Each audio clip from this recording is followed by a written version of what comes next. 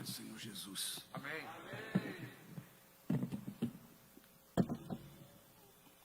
Estou muito feliz por estar aqui nesta manhã.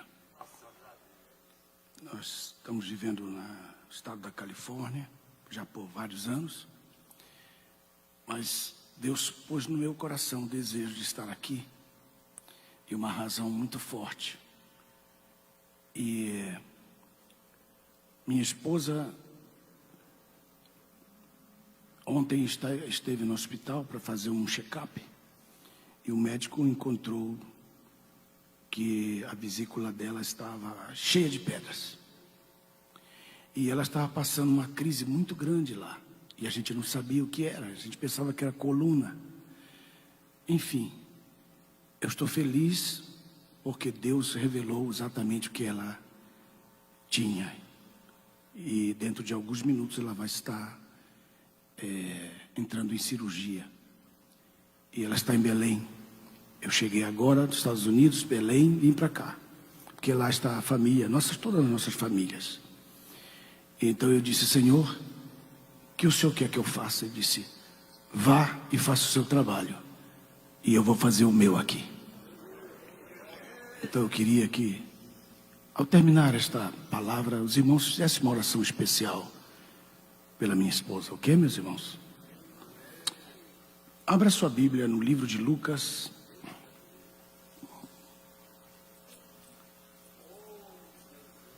capítulo 8.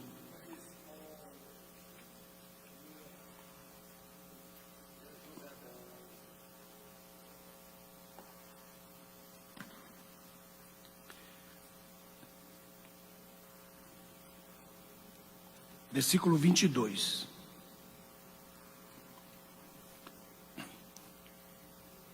Quantos já o têm? Podem dizer amém. 8:22. E aconteceu que em um daqueles dias entrou num barco com seus discípulos e disse-lhes: passemos à outra margem do lago. E partiram. E ao navegarem, adormeceu, e veio sobre eles uma grande tormenta de vento no lago, de maneira que o barco ia afundando e estava em perigo. E chegando-se a ele, despertaram-no dizendo: Mestre, mestre, perecemos. E ele despertou-se e repreendeu o vento e a fúria das águas, e cessaram. Aqui merece um glória a Deus, porque isso aqui é para nós. E seguiu-se a calma. Amém? Isso aqui merece um louvor ao Senhor, porque é o que nós queremos na nossa vida. Tomem assento, mantenha a sua Bíblia aberta. Se você tem uma caneta para anotar alguma palavra que Deus tocar no seu coração.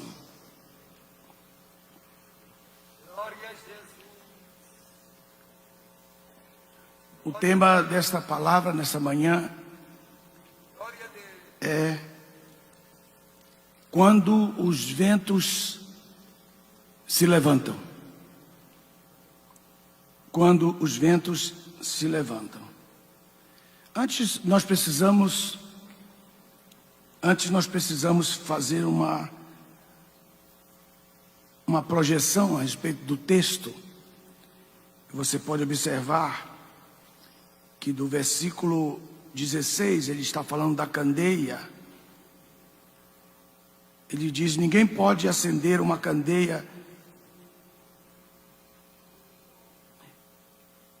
e cobri-la com um vaso, ou por debaixo da cama, mas coloquem um candeeiro para que aqueles que entrem vejam. Isso aqui. Todos nós temos uma visão de Deus, todos nós temos um propósito pelo qual devemos lutar. Quem não tem destino profético não chega a lugar nenhum.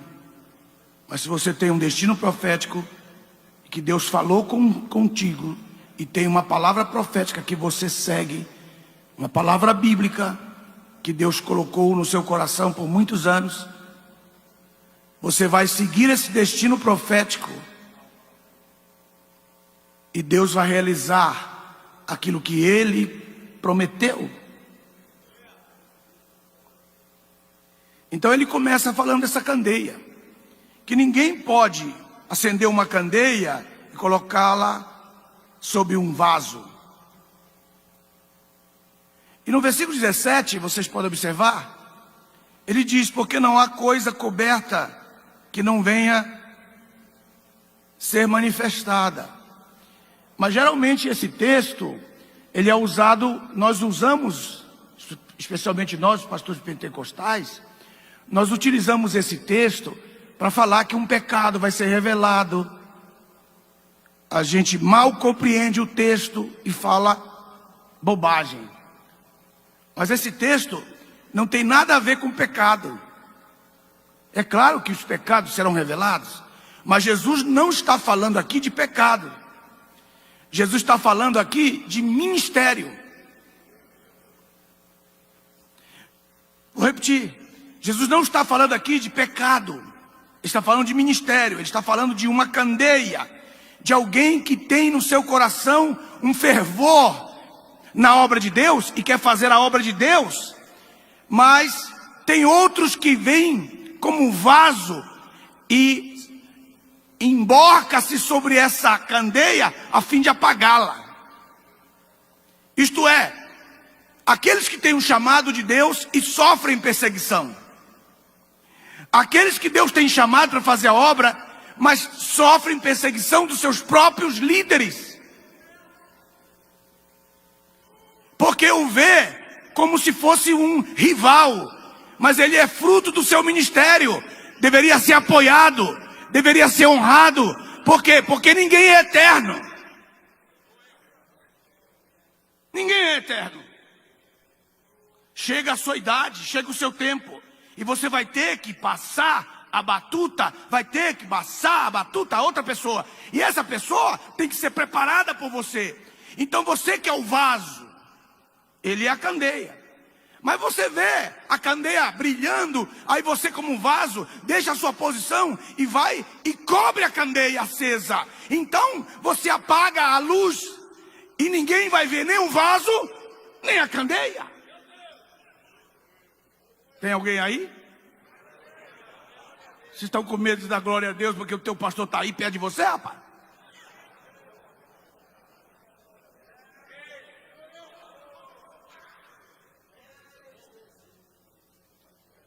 Quando Deus tem um chamado sobre a vida de uma pessoa, não importa onde ela vai começar, o que importa é onde Deus vai terminar com ela. Esse é o princípio. A história de cada um de nós aqui é diversa, é uma história diversificada. Mas, se nós prestarmos bem atenção, não importa o começo, importa como Deus está terminando e finalizando a obra na nossa vida. Aí você diz assim: mas isso tem a ver o quê com os ventos? É porque Ele está dando um sinal. Ministros, pastores, está dando um sinal que do outro lado, veja só no versículo 22 agora. E aconteceu, em um daqueles dias, entrou num barco com seus discípulos e disse-lhes, acompanhe comigo o texto: passemos a outra margem do lago. Diga comigo, todos os obreiros que estão aqui, que têm voz, que são pregadores da palavra, profetas da palavra, repita comigo: passemos. Isso, bem bonito. Passemos ao outro lado. O que tinha do outro lado? O que havia do outro lado? Nós vamos encontrar na história. A partir do verso 27, acompanhe comigo. A partir do verso 27 diz assim: e quando desceu a terra, isto é, desceu do barco, e quando desceu a terra, veio ao seu encontro certo homem daquela cidade que desde muito tempo estava possuído por demônios e diz o texto aqui, não vestia roupa alguma, nem habitava em casa, mas nos sepulcros. Aleluia. Já pegaram? Quem tem a mente de Cristo já pegou o que eu quero dizer. Aleluia. Então dá glória a Deus se você já pegou aqui. Qual é o mistério que eu estou mostrando? Do outro lado havia um urro de um endemoniado. Do outro lado havia um urro, um grito de quem pedia ajuda, endemoniado. 6.000 demônios estavam sobre ele, ou eles, porque eram dois. Um tinha ido para a cidade quando Jesus chegou. Isso só está revelado no outro texto, mas não é disso que eu quero falar. O que eu quero falar é que do outro lado do nosso conforto, do outro lado da nossa paz, alguém grita. Estão aí, irmãos? Vocês entendem essa passagem? Vocês entendem linguagem espiritual? Do outro lado tem alguém gritando. E nenhum dos discípulos tinha ouvido aquele urro. Só Jesus tinha ouvido aquele urro. E então Jesus disse: eu primeiro estou contando uma história que ninguém pode ficar escondido quando há um propósito de Deus para a sua vida. Se houver alguém que poderá ser amanhã um candeeiro, eu irei lá do outro lado, e não importa qual é a condição que ele está agora, eu farei dele um candeeiro aceso. Meu pastor, benção, pastor. O que eu estou mostrando é que antes dele ir à terra do Gadareno, ele deu uma dica, ele mostrou uma projeção.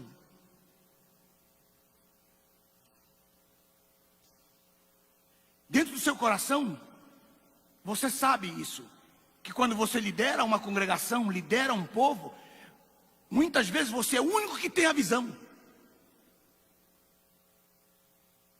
E ninguém mais consegue absorver a visão que você tem, porque você é o único que tem a visão. Eu tenho que passar para o outro lado, porque tem uma missão daquele outro lado. Eu tenho que começar uma obra daquele lado. E aqueles dizem: não vai, você vai perder tempo, vai perder dinheiro, vai perder sua vida, sua saúde. Ele disse: passemos ao outro lado, porque do outro lado tem um candeeiro que eu preciso acender.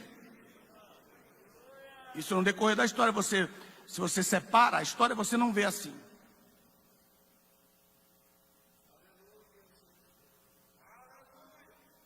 Quem era cada um de nós antes de Jesus nos encontrar? Ou você nunca pôs o dedo no meio da sua Bíblia e foi para a igreja esperando que o pastor te desse uma oportunidade?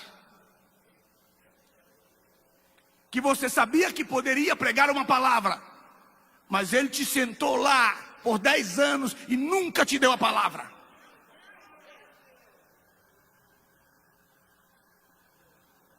E Jesus vem e diz assim: ninguém pode esconder um candeeiro aceso. Se colocar debaixo da cama, ele vai incendiar o colchão. Quem tem chamado de Deus, não importa o que fizerem contra você, Jesus vai passar do outro lado e ele vai te encontrar, rapaz.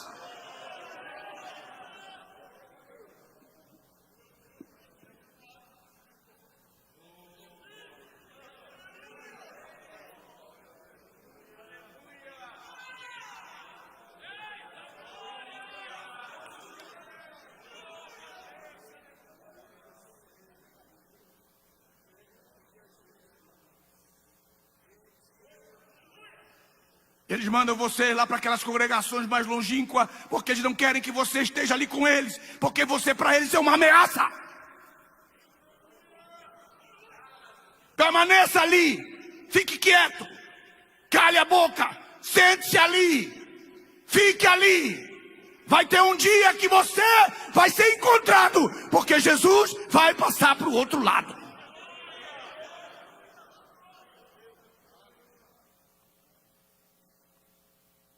Quando Jesus disse, passemos a outra margem do lago, ele estava se referindo à missão, ao propósito que ele tinha no coração. Quantos de vocês aqui ouvem urros espirituais, de pedidos de socorro, e vocês por si mesmos não podem fazer, porque lhes falta capacidade, lhes falta habilidade, lhes falta oportunidade, lhes falta preparo? Pois eu vos digo nesta manhã, aquele que começou a boa obra há de terminá-la. Você é um chamado de Deus. Permaneça.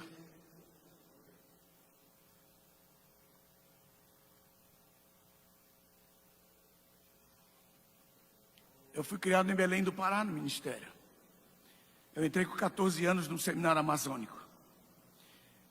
Saí com 17 anos. Pastor Bernardo Johnson foi que pagou a minha escola. Eu pregava mais do que eu prego hoje. Hoje eu estou mais tranquilo. Mas o meu pastor nunca me deu oportunidade para eu pregar. Os únicos lugares que eu pregava era lá nas bibocas das bibocas. E ali Deus fazia a obra tremenda, a notícia chegava. Mas ele nunca me convidou para pregar. Um dia, do outro lado do lago, eu me tornei diretor de uma escola bíblica, de um seminário, de um Bible College nos Estados Unidos. E agora chega uma turma de pastores de Belém do Pará. Eu entro na sala e começo a limpar o quadro. Eles não me conheciam, porque eu estava diferente, eu já não tinha mais aquela cara de menino. Mas eu continuava sendo um candeeiro. Quem está me entendendo? E aí eu comecei a limpar o quadro. Aí um dos pastores da nossa igreja em Belém disse assim: ô senhor, o senhor é o que limpa aqui? Aí eu disse: sou.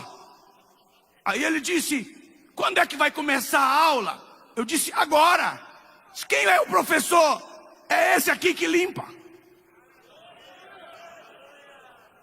Todos estavam aí sentados, e no meio deles estava o meu pastor, mas também ele não lembrava de mim. Tinha uma visão leve assim. Comecei a dar a aula, ministrar. Eu era o professor agora. Eu estou lhe contando isso para que você aprenda a vencer os seus desafios. Eu estou lhe dizendo isso para que você aprenda a vencer os obstáculos que Deus colocará na sua vida, porque mesmo Deus colocará obstáculos no seu caminho ministerial para que você possa provar primeiro para você mesmo que você vai chegar aonde você disse que vai chegar. E agora é a formatura do seminário. E agora o pastor, depois de algum tempo, freta um avião para eu ir com os diretores. E agora eu chego na minha cidade de Belém do Pará num avião fretado. E a igreja lotada. E agora Deus me dá o microfone para pregar. E então Deus falou no meu coração: o que tu querias era pouco demais. Olha o que eu tenho para ti agora.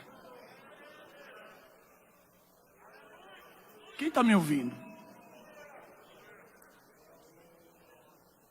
Muitas vezes nós queremos adiantar esse processo, mas Deus está no total controle da sua vida. Ele está absolutamente no controle da sua vida. Olhe para o texto. Qual era o propósito dele? Passar para o outro lado. Verso 22. No versículo 23,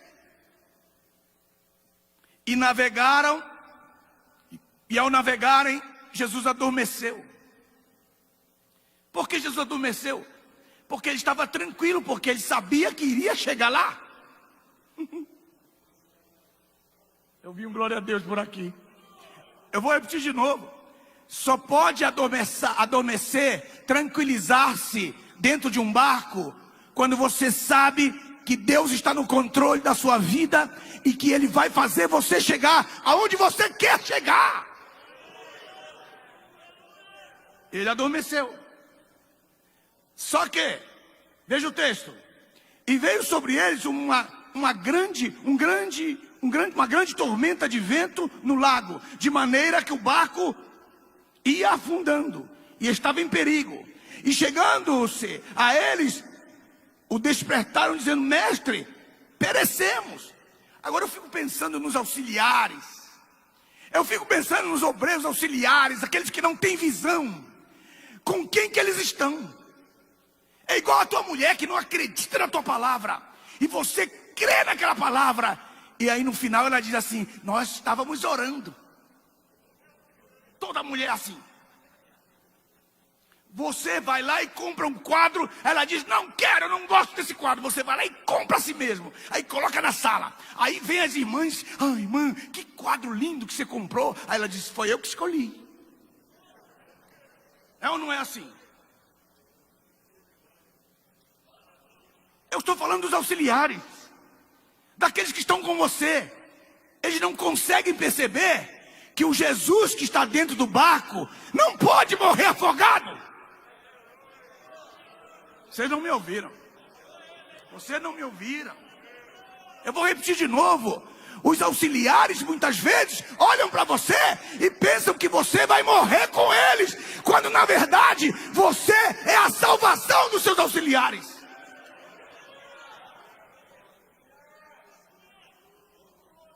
Meu Deus.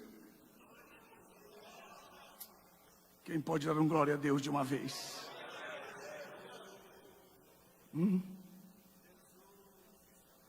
Diz o texto: e ele despertou-se e repreendeu o vento. É aqui que eu queria. Quando você tem uma meta, e a meta é a salvação do candeeiro, é acender o candeeiro. Quem está me entendendo agora, diga amém. Então eu posso continuar. Então, quando há uma meta no seu ser, no seu coração, que é a salvação do candeeiro, que está do outro lado, e você precisa sair da sua comodidade, atravessar o vento, e você vai encontrar dificuldades para chegar aonde você quer chegar. Satanás sabe que se você chegar lá na terra dos Gadarenos, você vai deixar ali uma vida salva. Olhe para o seu irmão que está do seu lado e repita essa palavra profética que eu vou dizer, ao dizer para ele. Olhe para ele, não olhe para mim. Diga: meu irmão. Diga com autoridade. Diga: meu irmão. Você é um pregador da palavra, ok? Diga: meu irmão. Eu te digo uma palavra que é um mistério, mas você vai vencer. Quando você se levantar, os ventos virão, mas se você perseverar, você chega. Você chega. Você chega.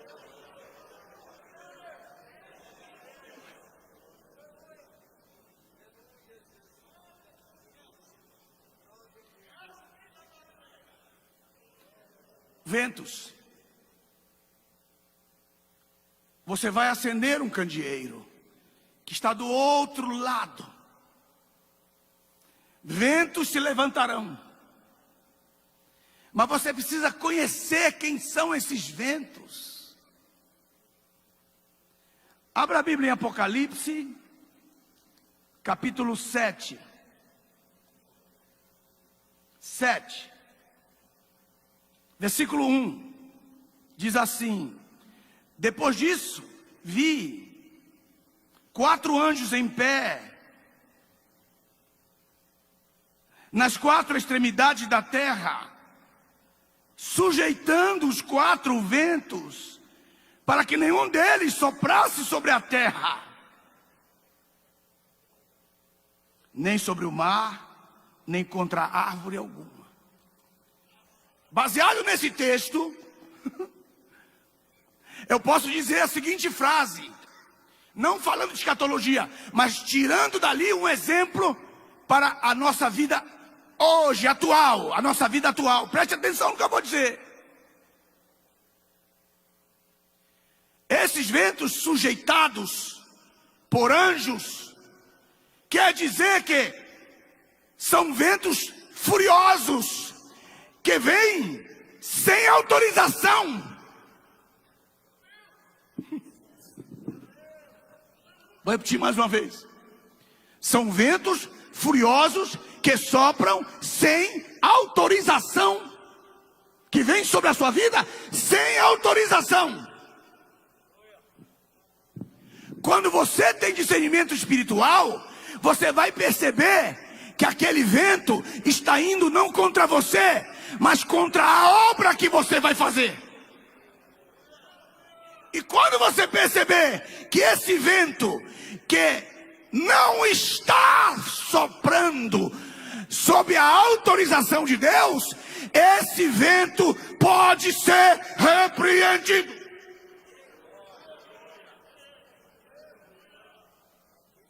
Agora você pode imaginar, voltando para o texto, há outros ventos. Veja em Zacarias.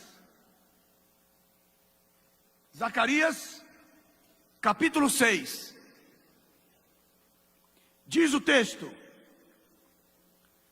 versículo 1. Novamente levantei os meus olhos e vi, e eis que 4 carros saíam dentre as montanhas. Isso são do mundo espiritual, da parte de Deus. E estas montanhas eram de bronze. E no primeiro carro estavam carros vermelhos, no segundo carros negros, no terceiro carro cavalos brancos, e no quarto carro cavalos baios, e todos eram fortes. E perguntei ao anjo que falava comigo, que significam estes, meu senhor? E o anjo me respondeu, estes são os 4 ventos do céu que saem depois de se apresentar perante o Senhor de toda a terra. Então eu estou falando de ventos favoráveis. Oh, Jesus.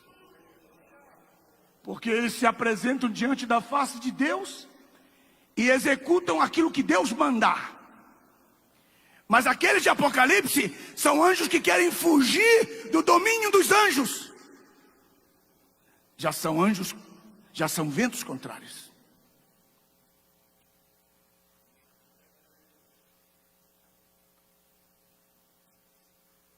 Vendo o livro de Jonas, capítulo 1, um pouquinho mais atrás, algumas páginas, você vai encontrar que quando Jonas desobedeceu a Deus, se você pode observar, que ele desceu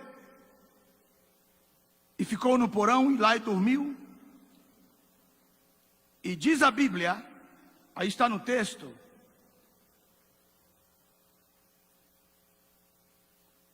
versículo 4. Mas o Senhor Jeová mandou um forte vento no mar. E quando nós não obedecemos, o vento se transforma numa grande tempestade. Esses ventos já são ventos de disciplina de Deus. Esses ventos vêm da parte de Deus, com autorização de Deus, para provar ou para assustar você, ou levar você a um discernimento do que você está fazendo, indo diametralmente contrária à chamada de Deus na sua vida. Voltando ao texto de Lucas, vocês podem observar, no verso 23, e ao navegarem, adormeceu, e veio sobre eles uma grande tormenta de vento. Quem estava no barco é o Senhor Jesus. Ele não estava como Jonas, ele estava obedecendo, porque ele ia diretamente com um propósito do outro lado do barco, para acender aquele candeeiro, para salvar aquele gadareno. ele pôde discernir. Você pode imaginar, meus irmãos, a situação daqueles ventos quando eles chegam a soprar, sendo trazido pelo mundo espiritual, a fim de afundar aquele barco, e que de repente põe-se de pé o que fabricou o vento, o criador do vento, e levanta a mão e o repreende. Você pode imaginar a autoridade.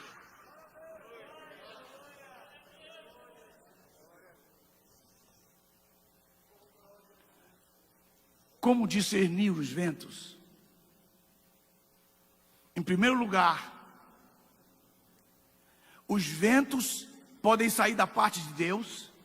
2, segundo li em Apocalipse, agora para vocês, os ventos também são furiosos ataques do inimigo contra a sua vida. Do outro lado do Antigo Testamento, chegando em Atos dos Apóstolos, capítulo 27, nós vemos a história de Paulo. O Euroaquilão, isto é, o vento europeu mais forte, soprou sobre uma pequena embarcação. E a Bíblia diz que eles lutaram para triunfar, mas o barco se despedaçou. Porque o propósito de Deus era levar Paulo a uma pequena ilha chamada Malta e ganhar as vidas daquelas pessoas para o Senhor Jesus. Quando o Senhor Jesus está dentro daquele barco, era um impedimento espiritual. O vento para Jonas era um empurrão para que ele pudesse ir para o lugar certo. Mas o mesmo vento para Paulo era um empurrão para que ele cumprisse o propósito de Deus do outro lado. Meus irmãos, nós temos que manter uma comunhão tão profunda com Deus, a fim de que a gente possa não cair nas ciladas dos nossos discípulos, não cair nas ciladas daqueles que querem impedir que nós cheguemos ao propósito que Deus tem colocado na nossa vida. Porque Deus vai levantar o vice-presidente, Deus vai levantar a secretária, Deus vai levantar o tesoureiro, Deus vai levantar alguém da diretoria para dizer: pastor, por que o senhor vai fazer isso? Mas no seu coração você tem um desejo muito grande que eles não conseguem perceber, que é chegar do outro lado para acender um candeeiro. E isso só você pode ter. Porque os ventos virão e os seus auxiliares dirão: estamos morrendo, estamos no vermelho, estamos perecendo. Mas assim diz o Senhor nesta manhã sobre a tua vida. Se tu creres, se tu perseverares nessa visão, Ele vai completar essa obra que Deus colocou no seu coração. Talvez você tenha vindo aqui essa manhã para considerar isso, porque os que estão ao teu redor estão dizendo: estamos perecendo. Mas você tem um propósito. Do outro lado há uma necessidade extraordinária. E a necessidade do outro lado, verso 27, diz o verso 26 assim: e navegaram para o país dos Gadarenos, que está defronte da Galileia, isto é, defronte dele. E quando desceu a terra, veio ao seu encontro certo homem daquela cidade, que desde muito tempo estava, 1, possuído por demônios, 2, não vestia roupa alguma, 3, habitava em sepulcros.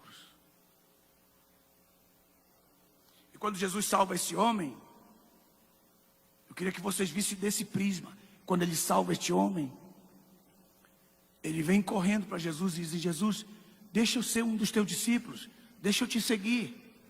Aí Jesus disse: não, fica aqui, eu vim te acender.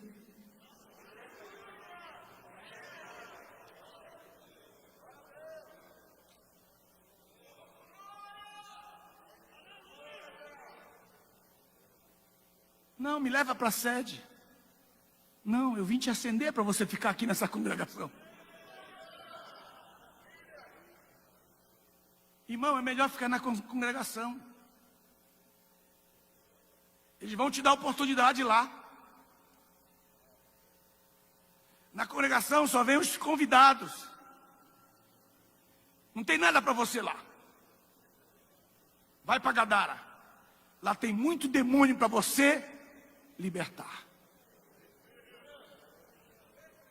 E quando não te derem oportunidade, vai lá para a Praça da Sé, põe um quadro lá e ensina a palavra. Eu já fiz isso muitas vezes. Deus tem um propósito na sua vida. Eu sei que vocês estão ouvindo. Eu sei. Que aí no teu coraçãozinho, Jesus está falando. E Ele está dizendo: passa para o outro lado. Sai desse teu conforto. Pega essa palavra. Vai para o outro lado, tem um gadareno. Veja só, quem foi encontrar Jesus? Não foram os donos dos porcos, os empresários. Não foram os biólogos, nem os químicos de Gadara. Quem foi encontrar Jesus? O candeeiro. Um candeeiro apagado, sendo maltratado. Um candeeiro sendo solapado por demônios. E aqueles demônios disseram uma coisa que eu queria que vocês prestassem atenção agora. Aqueles demônios disseram: que temos nós contigo? Que quer dizer, o que eu tenho que te pertence? É muito atrevimento Satanás perguntar isso para Jesus. O que nós temos que te pertence? Este rapaz aí é meu.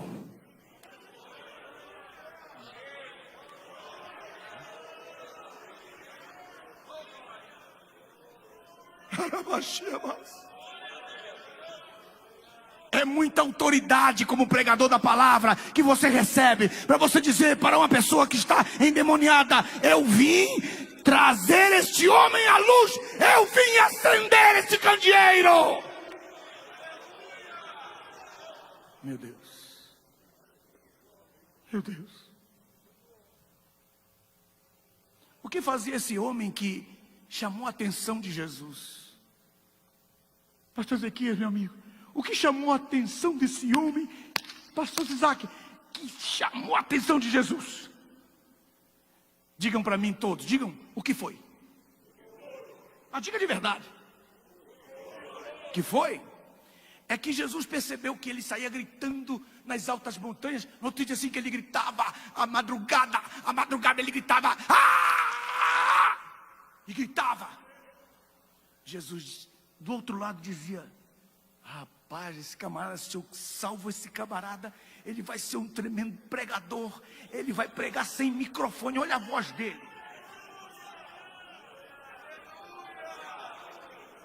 Já pensou se eu salvo esse camarada? Como ele vai me louvar e vai me adorar assim, cheio de demônio, ele sai gritando pelas montanhas de madrugada. Imagina se eu acendo a luz desse candeeiro, o que vai acontecer com esse homem?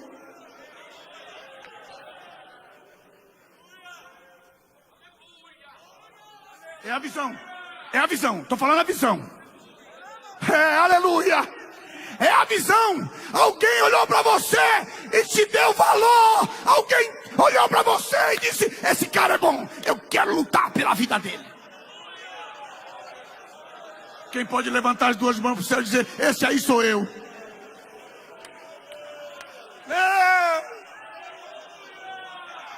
Aleluia. O que chamou a atenção de Jesus, que ele gritava pelas madrugadas: eu preciso desse homem para dirigir minhas vigílias. Eu preciso desse homem.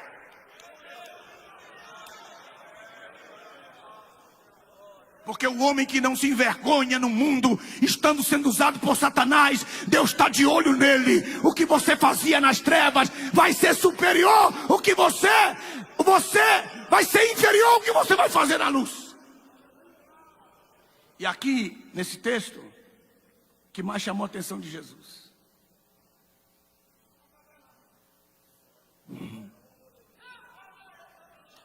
Ele dormia nas sepulturas. se eu salvo esse homem, vocês não estão entendendo. Esse cara não tem medo de dormir na sepultura. Se eu salvo esse homem, o que ele não fará? Eu estou contando a tua história. Jesus mudou a tua vida. Você era no passado usado por Satanás, mas Jesus veio e te encheu do Espírito, e agora você sabe e conhece o mundo das trevas. O diabo tem medo de você, porque ele sabe o que você é capaz de fazer.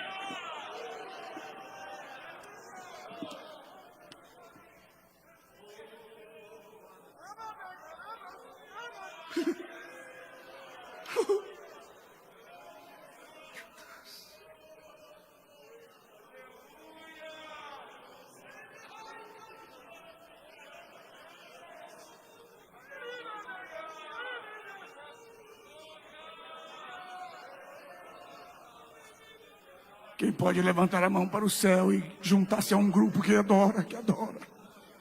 Diga glória a Deus por isso. Eu vim dizer para você nesta manhã, que como disse o texto no verso 16, ninguém, depois de acender uma candeia. Oh meu Deus. Aleluia. Ninguém, depois de acender uma candeia, a cobre com um vaso. Portanto, meus irmãos, vocês que me ouvem, que têm um propósito, que têm um projeto, que têm um sonho de Deus, eu posso falar isso com autoridade de Deus, que Deus me deu. Jesus colocou os olhos em você. Ele atravessou para o outro lado. Ele se encarnou. Ele entrou na tua cidade, entrou na tua história, e Ele começou a mudar a tua vida. E Ele sabe que você é capaz de fazer muitas coisas.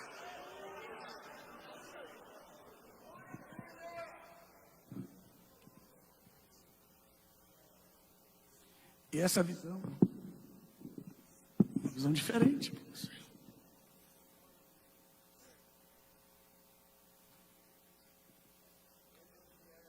Porque naquela parábola, aquela parábola, ele veio às 5 da manhã, às 6 da manhã, às 7 da manhã, às 9 da manhã. Veio ao meio-dia buscar trabalhadores. Eles não deram conta. E os que ficam, porque eles pegam só os fortes. Às 5 da manhã, os mais fortes. Às 9, os menos fortes, mas que têm saúde. Ficam só os faquis. Ficam os que não são. Ficam os vasos da misericórdia. Meu Deus. Sabe o que é o vaso da misericórdia, irmão? É aquele vaso que o oleiro está fazendo, fica bonito. Aí ele vai colocar ali no forno, quebra uma asa. Aí ele diz: puxa, ficou tão bonito, mas está sem a asa. Mas ficou bom. Aí ele pega aquele vaso e coloca assim debaixo da mesa. E lá debaixo da mesa ele vai colocando serrote, ele põe chave de fenda, ele põe fita métrica. Ele torna aquele vaso que está com uma orelha quebrada. Ele tem piedade dele, não quer quebrá-lo. Ele deixa ali. Aí, quando todos os vasos vão embora, e chega alguém, de repente, diz assim: rapaz, você não tem um vaso? Ele diz assim: eu não tenho, rapaz, que acabou tudo. Eu só tenho aqui um vaso. Só ele que entendeu.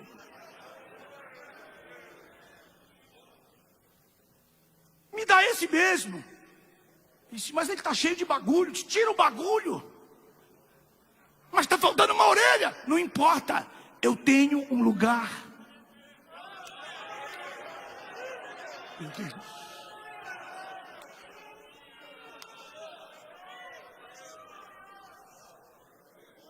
Falta uma orelha. E ele disse: é tu mesmo. É você mesmo que eu estou chamando. Eu vou tirar esses bagulhos de dentro de você e vou fazer de ti uma obra extraordinária. Oh, meus irmãos.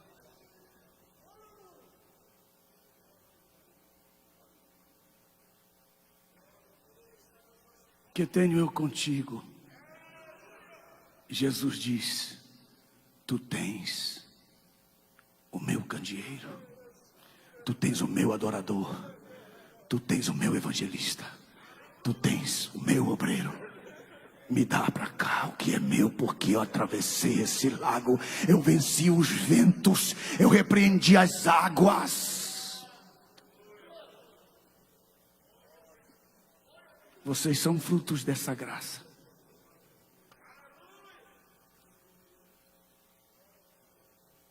Deus abençoe.